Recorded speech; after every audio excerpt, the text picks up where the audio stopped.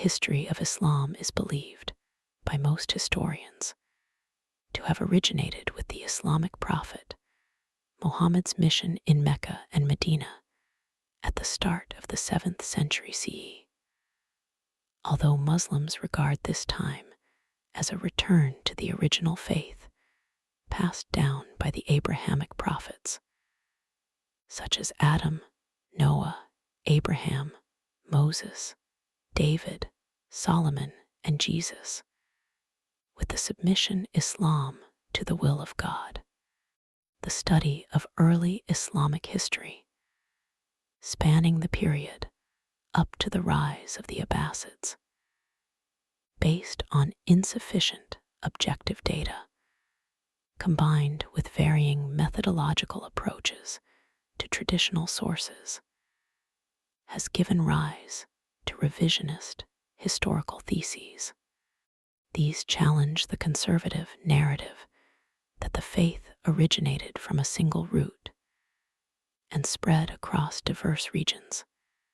Instead, they propose that the story is a construct built retrospectively by piecing together elements developed in different locales, such as texts, legal codes, genealogies, and anecdotes, and suggest that the actual history is best explained through evolutionary syncretic models of varying nuances.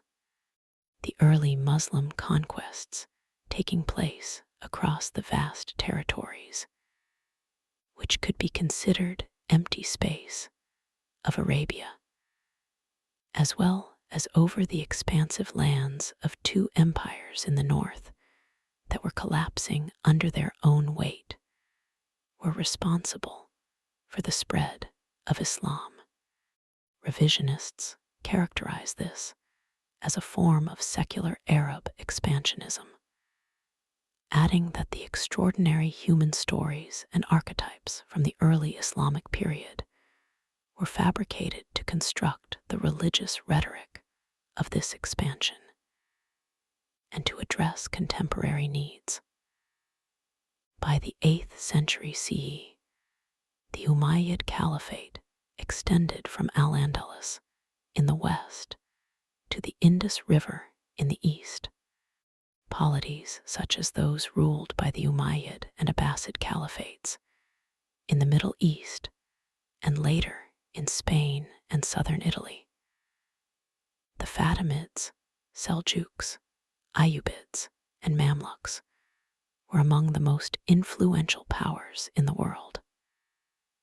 Highly Persianized empires built by the Samanids, Ghaznavids, and Ghurids significantly contributed to technological and administrative developments. The Islamic Golden Age gave rise to many centers of culture and science, and produced notable polymaths, astronomers, mathematicians, physicians, and philosophers during the Middle Ages. By the early 13th century, the Delhi Sultanate conquered the northern Indian subcontinent, while Turkic dynasties like the Sultanate of Rum and Ardukids conquered much of Anatolia from the Byzantine Empire throughout the 11th and 12th centuries.